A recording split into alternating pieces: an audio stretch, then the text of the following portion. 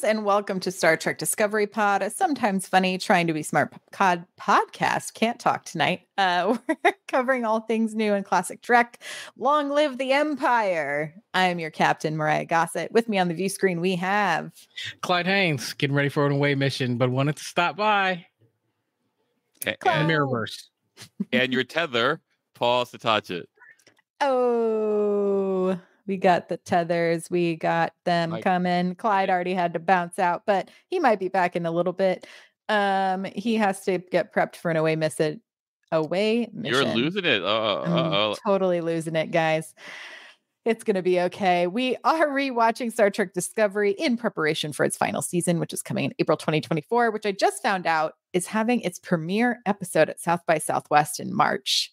And I am really sad that South by badges are $1,600. So are you kidding? Really? I'm not kidding. For like the only way to get into those bigger screenings is like to have a platinum badge, and a platinum badge is $1,600. So wow. But you know, but like lowly like worker badges, like, you know, I mean, you'd have to wait outside in line like at starting at like, if the screening's at 6 p.m., you got to be there at like 10 a.m.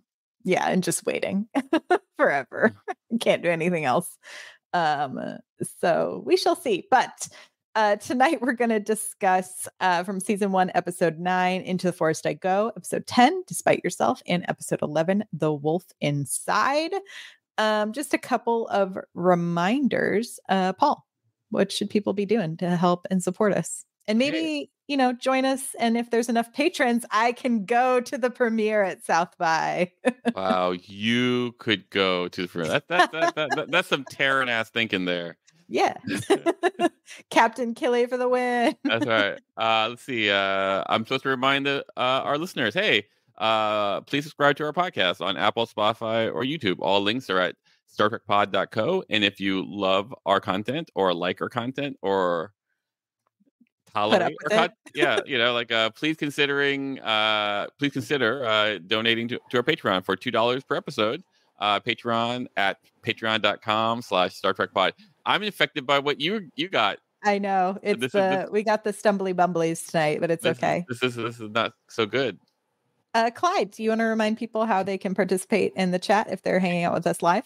Absolutely. If you're watching us live, then just type capital P, capital O, capital D, capital Pod in the chat, and we'll take a look, listen, and read through your thoughts. And in a moment, we're gonna say, hey, we're gonna do a thing. You're gonna know what it is. And then when you want to participate as part of that thing, just type capital H, capital F, capital HF in the chat, and we'll take a look at your overall thoughts of the episodes. Indeed. Clyde, you missed one of our brand new sweet little video bumpers last week, but I think it might be time for us to go ahead and jump into episode 9 with a couple of, I don't know. Fast Freak. Wow. It's time for some fast breaks. You got to look over your shoulder. Let us know what you thought, what you think. Okay, let's start with we'll go through episode 9 first. Into the Forest I Go. This was directed by Chris Byrne, written by Bo Young Kim and Erica Lapolte. Thoughts, opinions, ideas, concepts. This was a big cliffhanger episode right before a break in the season. So I think that's also important to note. This was the cliffhanger? Or yes. This was... Oh, okay. Well, I guess I'll go first. Yeah, I thought the episode was great. Like, you know, it pays off a few things. Like, you know, I'm not in love with like 140, 30 something jumps. You know, 133 jumps. That just seems like kind of arbitrary, a little dopey. And on this watch, like, you know, I go like, huh. The moment that the Klingon ship cloaked, you know, like how does Discovery know it just didn't move away? Well, I think you can see it as it like goes into cloaky mode. Yeah. So then it goes into cloaky mode, and then it cloaks out, and then it's invisible, right? Yeah, I mean, I guess they don't know. They could like lose signal. They could just like get on out of here while in. I don't think they can go and warp in cloak mode, but they could not be in that area anymore. I don't know. Yeah, and like the Scar could literally just pop into them like a black. Oh crap! We're our ships have collided. Yeah. That said, I feel like you could make the argument that the two like beacons in the ship could have helped Discovery. Perchance, yeah, kind of situate itself and know where to be. I guess that is kind of a logic jump there. But yeah, I agree. There were some things that I thought paid off really well in this episode. I really loved the hand-to-hand combat between Burnham and Cole. I felt like that fight was fun to watch, and I wish we had actually gotten to stick with it a little bit more. And I think the Cornwall rescue, the Ash Tyler beginning of his end, kind of starting here, and that we get kind of this big push at the very end that we now know Lorca has really been doing all of this to chart a way to get back to the Terran Empire, as he puts in the unknown destination.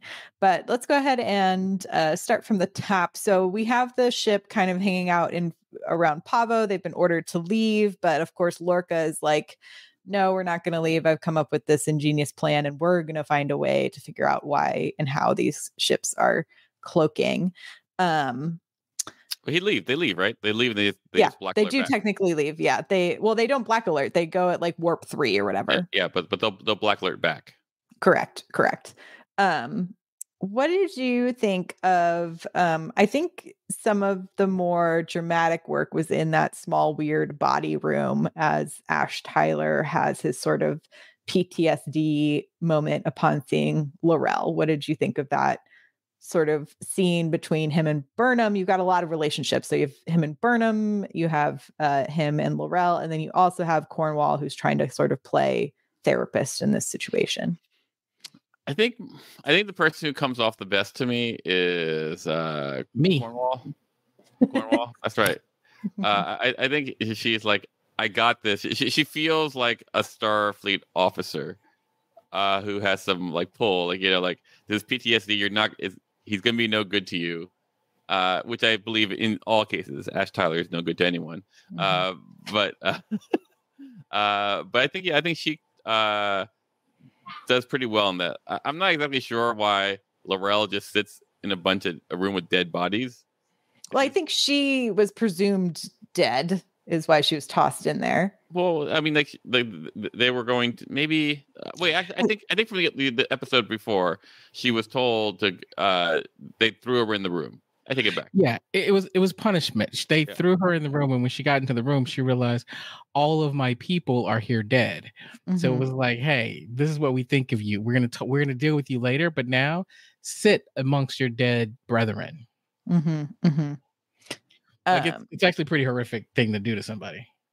Oh yeah, I mean, there's lots of horrific things happening in this Klingon war, but I did think the plan was interesting from Lorca for this. And do you think I guess my question is like, do you think he was only solely focused on the jumps to solve the cloaking problem? Or do you think because he had been working on mapping all of this for so long that he knew this was the rest of the data he needed to get back home?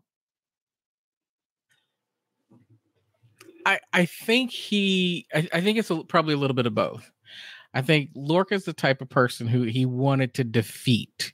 Like he wanted that sense of accomplishment, right? Mm-hmm. And so I think he ultimately wanted to defeat the Klingons.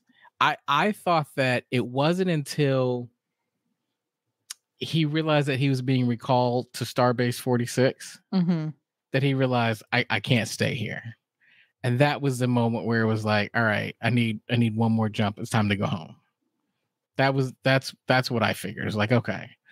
And I'm it's so fascinating rewatching this with the eye of multiple seasons under your belt, because now you just see everything Lorca does screams, I love Burnham.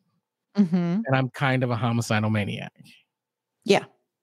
Full Terran. full Terran. Like it's so obvious now. It's like, how did we not see this through the first watch? And so his actions now are just in line with that. Like everything he does with Cornwall up until the last minute where he's like, hey, Stamets, I need you just to do it. And then it's like the whole manipulation between one more jump was like, wow. Yeah. Man. I think to me, it's like from the minute he sends Cornwall to what is obviously a trap after the threat of him being removed from the ship, to me is when like the Spidey senses start to go off. And I know it is hard to like fully, I keep trying to remember from like first watch what the like shocking inkling that I had around him was. And I feel like that's where it started. And so then to me, this episode really cements it because it is that quick little gesture into the computer before the jump where you're like, oh, you are up to no good, sir. Like, what is going on? Yeah. Well, we're in agreement that Lorca's the hero of this show, right?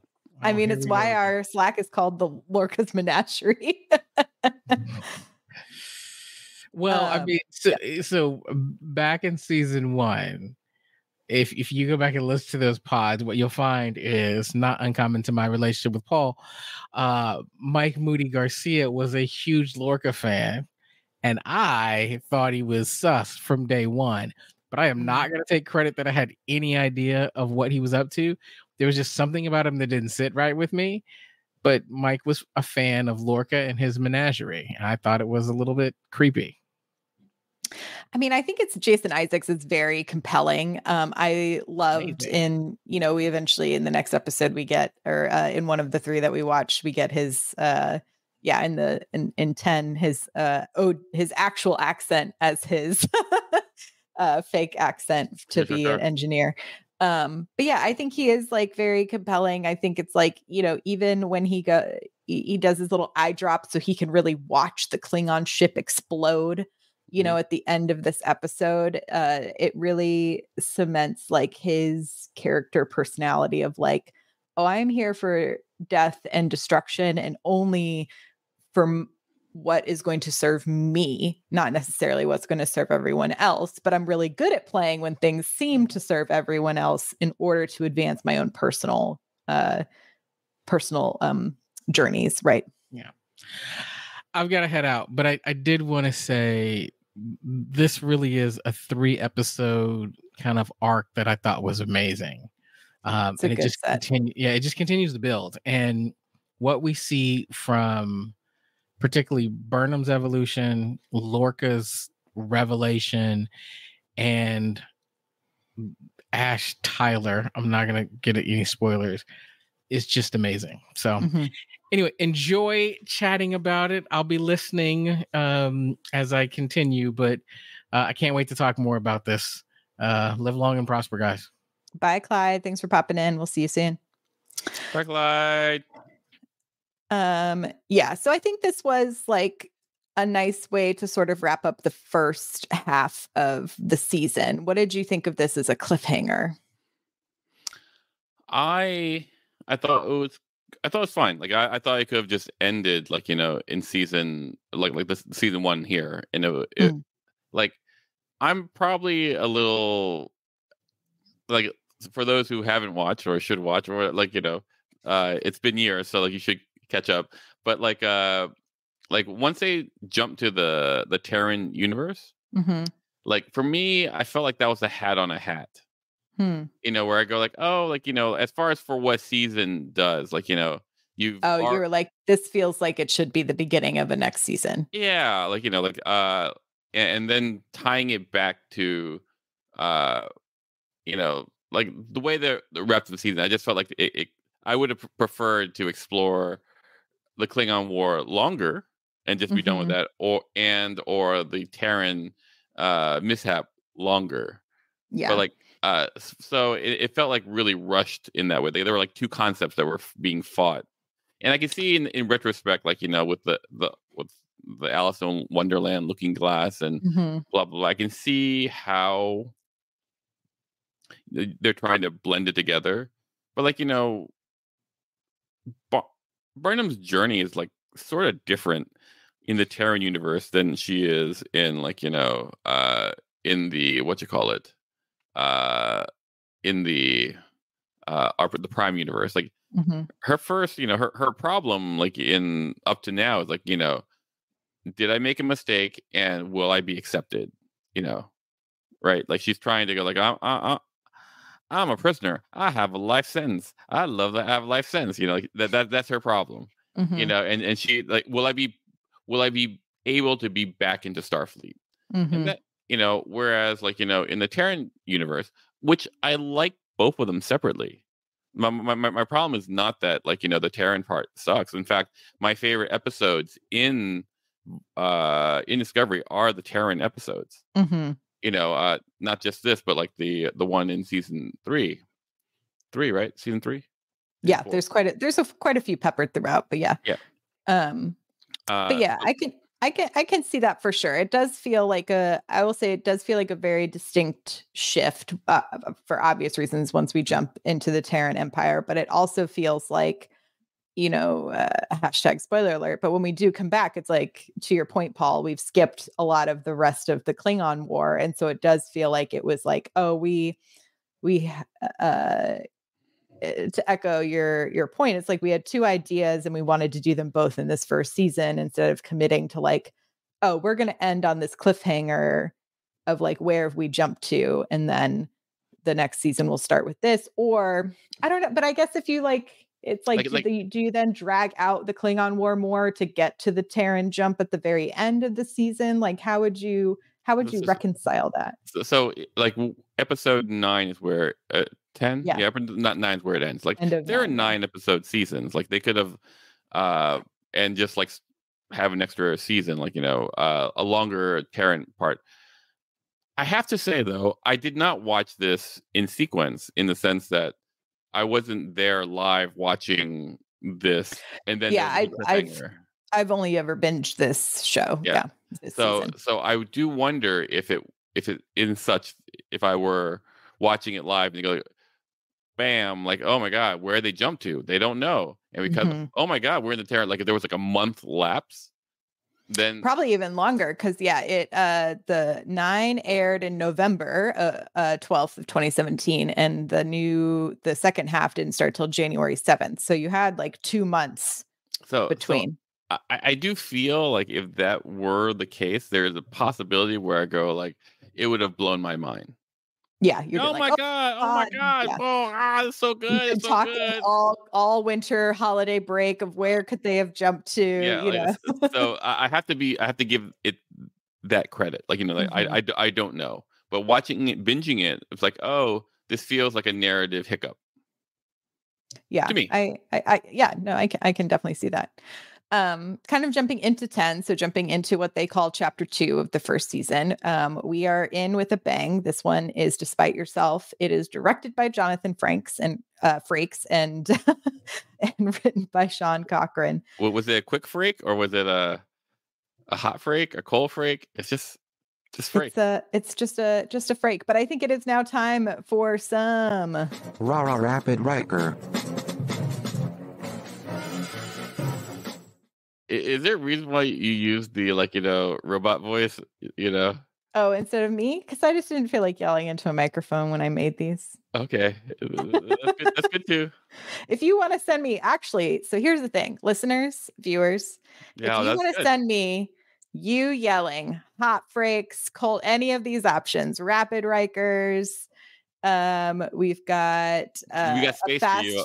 Fast freaks, whatever you are feeling. If you want to send me an audio message, you can email it to us. You can send it to me on Instagram. Send it to us in the Slack. I will happily remix and have some fun with some of that audio. I just didn't, at the time, I'd been editing my voice all day and didn't feel like editing yet more of my voice. So I did the robot voice instead. But I digress. Paul, what did you think of episode 10, Despite Yourself? I mean, it has the intro of Killy. And Killy is my, I love Killy. Killy is great. It is a really fun, slow onion reveal of this universe we're about to spend a couple of episodes in. And it is really fun. It's really campy. It's so evil mustache twirly, and I really enjoy it. Yeah, like I think what I really like about the Killy character is, or Tilly's journey to Killy, Mhm. uh, is that she's such the meekest character, and she has to be the most over character, like Oh, yeah. extra care, and so like even the fact that she has to do that is narratively warranted, despite the fact that it's ridiculous, you know. Yeah. I So I think the other thing I really enjoyed about this episode is Sonequa Martin Green's performance of having to have this like duality of playing this really strong Terran character, but at the same time is encountering a bunch of people who died at the thing that sent her to prison. sure, And I thought she really played it so beautifully. And there's like a lot of really interesting nuance to her performance. And then the thing that really bugs me about this episode is when Ash Tyler kills Culber and we have our big bury your gaze episode, which I know at the time was a very controversial episode. yeah, I don't know, like I have no problem with Ash killing the Doctor because I already knew Ash sucks. Ash sucks. He's always sucked, you know. And so when he did that, I was like, oh yeah, I was right. You're like, pat on my back. Yeah, Yeah, no, I mean, I know ultimately we get Colbert back, but I know at the time it was like quite a big controversy and like what are some way like I don't know. I think you could have accomplished all of this and made him incapacitated, sure, you sure. know, and not have killed off the character Yeah, for I, me. But yeah. I don't think they knew how popular. it's Wilson fucking Cruz, people. Yeah, Like, I don't think they realized how, like from what I understand of like the show The Blacklist. mhm. You know, there's a show called The Black. Anyway, uh, James Spader was not the first choice. And in fact, like you know, it was uh, well, how should I say? In fact, like it was one of those things where you can't even imagine uh what the show would be without Spader. Mhm. And so in this way, like Culber, like I don't think like they could just imagine like they probably had the scripts written, and then they just didn't realize the impact, and like he just did it so well as far as like what the show needed, and like Mhm.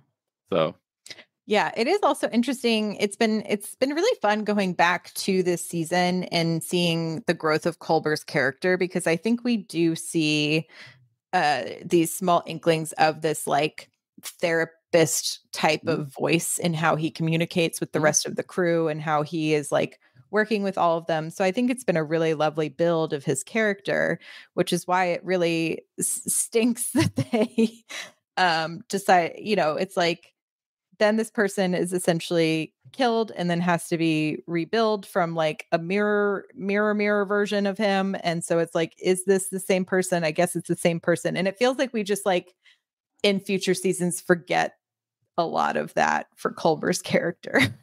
Which is fine. Like like you forget that like uh Beverly Crusher disappeared for a while, like Right. for whatever reason, and oh well, like let's let's bring Tasha Yar back, but like she's dead, so like let's have her be Tasha Yar's daughter, but half Romulan. Like there's a whole lot of history of Right. the tradition of going, whoops, we messed up. Let's let's mulligan. Let's fix this. But yeah, I was just like, you can't cast Wilson Cruz and Anthony Rapp as a couple and then kill one of them off. Like it's like anyway. Not anyway. It was a big deal and I think it's something that they've always kind of had to deal with in the repercussions. But I think Discovery as a whole has done a great job of fixing this error. But I understand the amount of reaction to this, and I think it was justified. Um, I do think it is a kind of sweetly, Terranly delicious in a way to watch Lorca have to be put in these like Terran torture chambers, knowing what he has essentially done to the most of his crew in order to selfishly serve his own interests. Well, it's interesting because I was watching, like him in the booth for a while, and I go like, oh, I wonder what Clyde would be like, the mirror Clyde, Mm. and I wonder what mirror Mariah would be, But then I go, what would mirror me be? And I go like, I think I'm the same. You're the same. Maybe it's just so farly different, Paul. You can't even think about it. Maybe, but like, what would different Paul? What would mirror Paul be? I don't know. I don't Like, know. like if you do the Myers Briggs stuff, like like my Myers Briggs is where there's a darken that they're like, oh, here this person, like you could be like Jesus or Hitler, like like you could take your personality and like it could. There's the good version and the bad version. My Mhm. good versions and bad versions, very gray, very very gray. Like they're like Oh, here Choopy has it for you. You are Smiley / O'Brien. He was close to the same. yeah, okay. Thanks, Chief. Yeah, I think that might be. Yeah, One is I don't know. more mildly forlorn than the other. Both forlorn. Yeah, I think the other thing that was so impressive to me for this episode is the amount of costuming and set deck. Like, this is a lot of work to put in for a couple of episodes. I Yeah. mean, I know they're using it for a few, but it is a commitment to re-costume an entire crew. Yeah, no, this was going to be their flagship. Like as far as like the reintroduction of Star Trek, Mhm. they spent some money. Like you look at the special effects; they're stunning. Yeah, they really spent it. And I love the Terran uniforms. I think Yeah. they're so slick, and the gold armor just looks Mhm. so cool. Sure. I just think it looks really, really great. It's just something every time we watch anything that takes place in the Terran Empire, I'm like, oh, the costumes are gonna be so good. Why do you think villains have better outfits than heroes? Because villains care about style. Mm. Because villains have to worry about how they look. Whereas, like, can you imagine like Superman having a conversation? Goes like, oh, what should my uniform? What should my outfit be? Like, what would inspire hope and blah blah blah. Whereas like a villain go like, what should I wear to inspire fear and and submission? Like it's just they're more communicative about it, and they're more honest about what they want to do, I suppose. Yeah, I think it's really interesting that there's always like even in the regular timeline of Prime. Discovery of Prime, yeah, we have like, to me it's like the amount of detail and work that's put into like the Klingons outfits and sets and everything in Sure. comparison is very interesting just to think about. Maybe all artists are a little bit villainous at the end. No, all artists are at the very least selfish. Mm. You have to be. Yeah, you have to have a little bit of narcissism, right? Yeah. You got to be thinking about how this is going to be received. No. Kuhn says, and this is interesting, it was a little creepy for Michael to name the Kelpian slave as Saru, considering he was doing things like bathing her. I think it was just that it popped out of her mouth because that's the only Kelpian that she knows. But point taken. Yeah, it is a little creepy.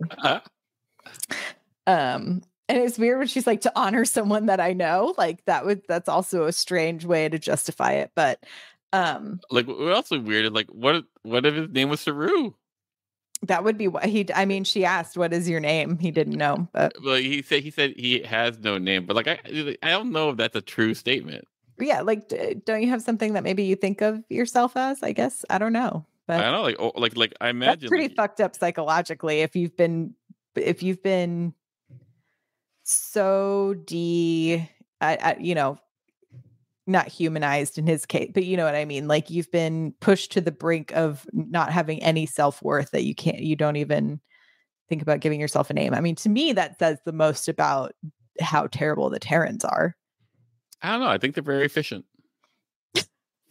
Oh, Paul. Oh no. Okay. We also get the big reveal that Tyler is now aware of like a vocal trigger from Laurel and that they've had this relationship. We get pretty intense visuals of his torture and sexual assault. We also get the information from Culber that ultimately kills him is that he reveals to Tyler that it seems like he is not all human and a lot of really terrible things occurred to him. This is always the part of this season that I think I just like mentally block out, which is like The how trauma part. the trauma part, but then also like how they managed to do the like the Volk to Tyler transformation.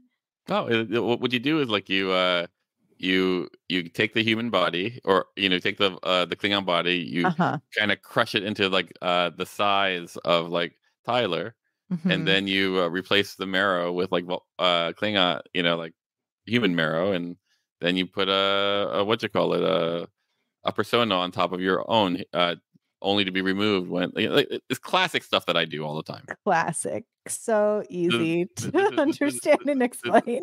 This is really, it's easily easy done. Like, you can transform like a cow into like a monkey. I feel like it would have made more sense to me if it was like, oh, we hook your heads up to two things and we Exactly. just zap your memories into this person who's already a human who already exists. And that has always bugged me. That's why I don't love this part, where I'm going like, you've really just made it So complicated. like, you exist in the future, Yeah. I was like, if we can like mind meld so that Burnham as a can part of communicate. Sarek's soul. Yeah, and can communicate across the galaxy. Yeah. There isn't a way to just be like, we're going to take Vok's brain and put it into this man's body. Anyway, very strange, but we get the first kind of reveal here. But then no trauma. There's no trauma scenes. Then there is no trauma. But I mean, I think there would be, because Ash Tyler was a real person, so it has to be like someone that was actually tortured. So So anyway. it would be basically like Ash Tyler in the sunken place. That's what it would be. Yes. Yeah. That to me would have made more sense. This is definitely maybe one of the darkest episodes I've seen Frakes direct. I never thought of that. Like, I don't know. I feel like Star Trek 7, is that it? No, 8. Star Trek 8, when the Borg go back in time. I think that was a pretty dark. I mean, it's not as psychologically dark, but like it was horror-esque, and Frakes directed that. Yeah. I don't know if you've seen it, but like, if I have, it's been a long time, but it just like, it didn't have, I feel like there's episodes I can watch and be like, this is a Frakes episode. Mhm. And to me, this didn't have that like, I mean, I think the fight sequences were really cool, but like, it didn't have that like light touch. yeah, there's usually something that feels like, I don't know, a little hopeful, this one's so heavy that I was just it was interesting to me that this is an episode that they decided to have him direct. But yeah. But I do think, I guess where I can see it is in that like beginning world building stuff, because I do think he does a good job of like table setting and like bringing us into the world that we're, I like that. And figuring out where we kind of are in this universe. So which one's Sub Rasa? That's the ghost one. Did Frakes direct that? Because I would love if he directed that. That would be wild. I don't know if he directed Sub Rosa. Now I have to Google it, guys. No, but happening. It is directed by Frakes. So there you go. There you go. Wild. Everyone has their, like, not everything is purely white and not everything is purely black. Yes, we have to live in the grays. That's right. Okay, I think let's go ahead and jump into episode 11, The Wolf Inside. This is actually, I guess I'll do yet another Cold Freight. time for the cold break. So episode 11, The Wolf Inside. This is directed by TJ Scott, written by Lisa Randolph.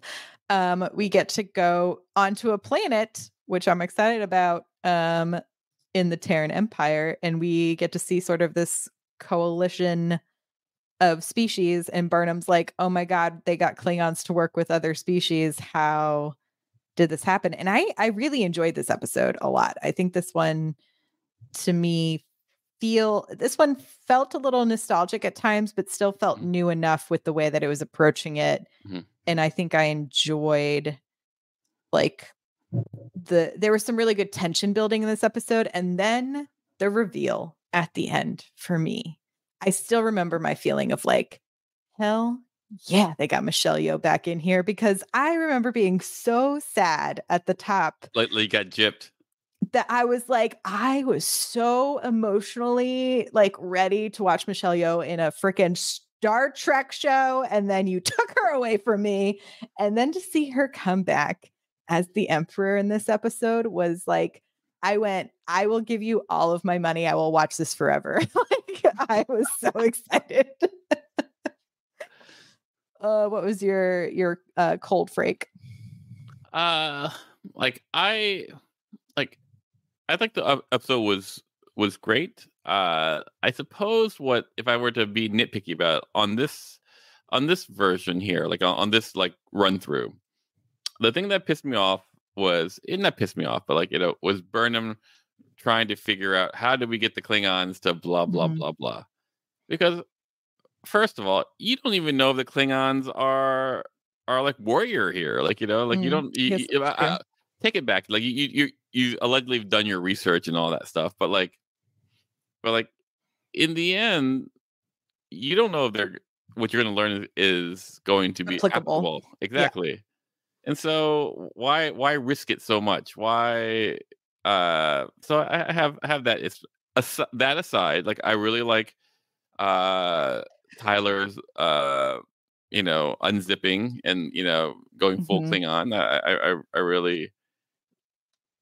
I don't say I really like that. I go like, oh, I can see that. Like the last episode, one of my favorite sequences was when L'Rell was talking to Tyler and saying the prayer, and they shot it really slickly. I thought like, oh, this feels really, and like whenever Volk and Tyler are in conflict, like the camera work is really good. Yeah, I think they do a good job of that. Like, you can really feel him being like, I am looking at myself, and this is not what is supposed to be happening in my universe, right? And it's that, like, it feels very primal in some ways. But it goes pretty quick, right? Like, it just goes, here I am. I go down, talkie, I come back up. I'm a bad guy, and it's over. Like, I was surprised in how few plot points that there were. But it was still a full episode, so I'm not exactly sure where all the time went. It just did. Yeah, I mean, we have a lot of time spent with Saru and Tilly trying to solve the Culber. Right there. That's where it is. Yeah. Kind of the Culber mystery, and then they are also then trying to get Stamets back up and running in some way, shape, or form to find a way to get out of here. I do think it's interesting. In the chat, they're talking about. So Kim points out that. Sarek is the leader of the Resistance, since we know in the original series that Spock served in the Terran Empire in the Mirror universe. And so then Sheepy points out, I guess Mirror Spock was just as rebellious as Prime Spock, which is like a fun thing for both of those characters to know that they are somewhat similar on the inside, I guess, as well. I think we also get some really good Captain Tilly. We get both Captain Killy moments and I think great Tilly moments. We really get to see her shine. I love the moment between Saru and Tilly when she's like, if I can do this, will you recommend me for the Starfleet Command? And Saru's like, I'll think about it. And then, we have kind of Burnham showing us the pain of going through the motions of having to exist in this universe. And I thought it was a fun detail when she's like, it doesn't even seem like the stars are as bright here. And like to the point that the Terrans, we know that Lorca has his eye issue because the world is too bright in our empire. So I thought that was like a fun little tie-in there. But yeah, this one is definitely a lot of like trying to tie up some pieces, setting up the conflict to really get us to the big reveal at the end. Sure. I thought it was really slick how how Burnham got the data off, onto Discovery. I thought that was good. It's good setup. Like I don't necessarily would not have expected it if not for the fact that I've seen it. Right. Yeah, I do remember even this watch. I went, oh yeah, I forgot that's how she gets the data like off the ship. And I agree. I thought it was like a really fun way to solve that sort of plot point problem for them. Yeah, we get the continued when under surgery kind of business going on. And then, yeah, I don't know. That's kind of it. It really just sets it up. And then it's like Giorgio surprise. I thought the information shared on the planet from Miravoke was helpful in the idea of like, oh, it's all about the houses, and that I think is really setting us up for the back half of the season in a bit of a way, and how they're going to use L'Rell, especially going forward. But I think in this moment, it does feel a little like, oh, okay, we just had to like kind of get through some of the minutia of this particular universe to get us to our bigger setup. Sure. Yeah, no. I think, I think, like I said, like there are 5 episodes, right? 5 in the Terran. And I think the 5 in Terran are really good. Mm-hmm. I just feel like it's a little not of the Klingon War a bit. Yeah. So yeah, it is. I'll have to remember I will remember because I'll be watching it, but I can't remember exactly like how much time passes as they're in the Terran universe, right? I think if I'm remembering correctly, it ends up being quite a long amount of time that they have been gone. But obviously it doesn't feel like that to them in this particular universe.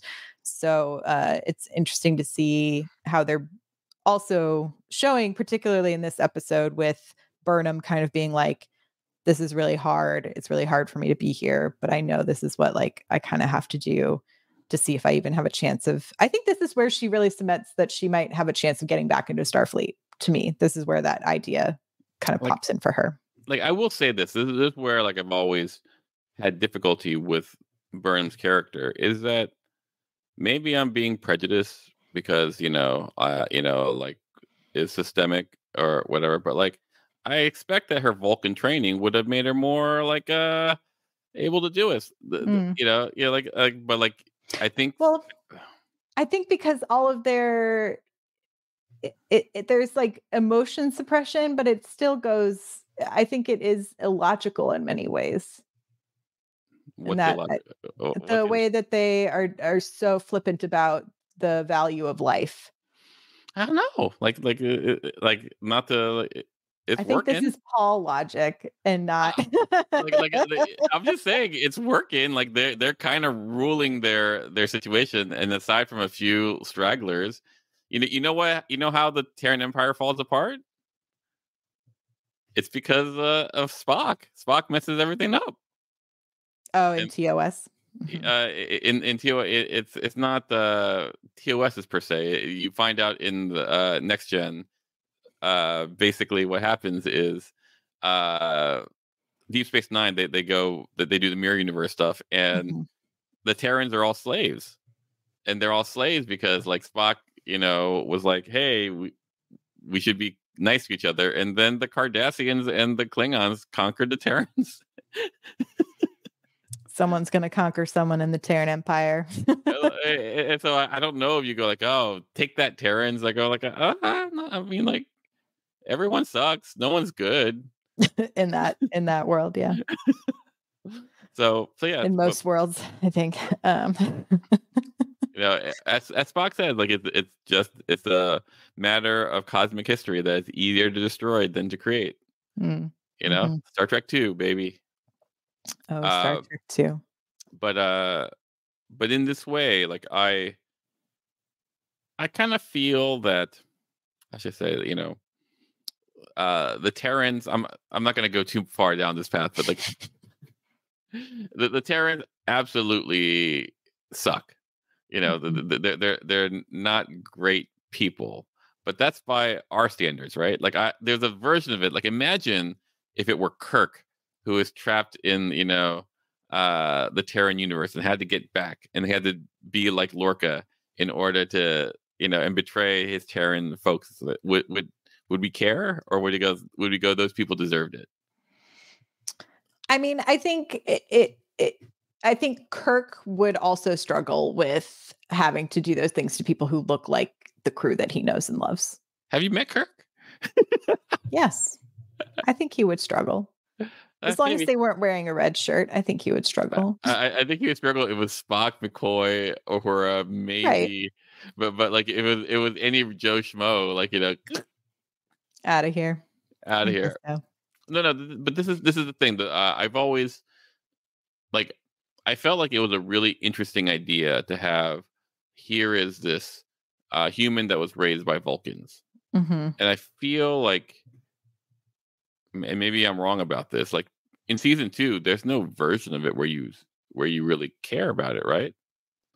Like it appears in different ways. I think season 1 and season 2 is where she has the most growth as far as finding that balance. Her voice. And like what she wants to be like going forward with like the knowledge and capabilities that she has from her Vulcan life, but in knowing that she is a fully human person. So it's not something that is like, it is the whole nature versus nurture, right? Conversation. Yeah. I feel like in season 1, we see her really deal with identity. And by season 2, like she's fully integrated in a way that I think season 2, she's still struggling a bit, and then it becomes more interpersonal. I think then it becomes things like love life and all of that kind of stuff later. And dealing with her brother, right? Season 2 is trying to find her brother, and but it's all stuff that is external relationship as opposed to how you see yourself. I maybe I'm like she's trying to get my mom, But I think a lot of that, like the external forces her to have that more internal dialogue, I think, with herself. Because I think in season 1, to me, it's more of her overcoming her own actions rather than actual self-exploration. Gotcha. Well, I guess we can revisit this discussion when we watch season 2. Yes, that's true. We shall see. Twirly. Yes. So next episode, I was looking, and so there's 4 episodes until the end of this particular season. So instead of just doing 3 and then 1 and then jumping into 2, I think we just do the last 4. Yeah. Well, no, we'll just do the last 4. Oh, okay, great. Yeah. So we'll do the last 4 episodes. We'll shoot all the way to the end, because then that will. Essentially, we're doing like a season a month. It's what's going to happen. Yeah, it's great. To get us to 5. So in preparation for April. So we will be back next week to talk about the last 4 episodes of the season. But before that, Paul, was there anything else you wanted to bring up or discuss about these episodes? No, I'm good. Like, I'm good. Yeah, it was really harrowing to think we also potentially could have lost Stamets in this episode, but he obviously comes back to life at the very end. So we didn't kill all of the gays by the end of this. So it's far. We are in the Terran universe. We are in the Terran universe. What if we are in the Terran universe? What we're the Terrans, and like there's actually a better. I believe there's some Terrans in this universe. There are definitely some Terrans in this universe. They've come through a portal, and now we need to find a way to send them home. Anyway, okay, y'all. Make sure you subscribe, rate, and review. You can find us on Apple, Spotify, all of the places. The links are at StarTrekPod.co, as well as links to our Patreon. We also have merch. So if y'all are watching on YouTube, you can scroll down. There's a link to our merch. Same thing if you're listening. There's a link to some merch there. If we haven't sold anything, so I haven't made new designs. But if y'all also want something over there, let me know as well. You can find us on socials. We're at Star Trek Pod on Twitter /X and also on Instagram. We appreciate you, Karen, for helping us run everything over on X, that dumpster fire of the internet. Appreciate you so much. The mirror universe of Twitter. The mirror universe of X is the mirror universe of Twitter. That's a good way to put it. Okay, y'all. We appreciate you. Live long and prosper. Okay, bye y'all.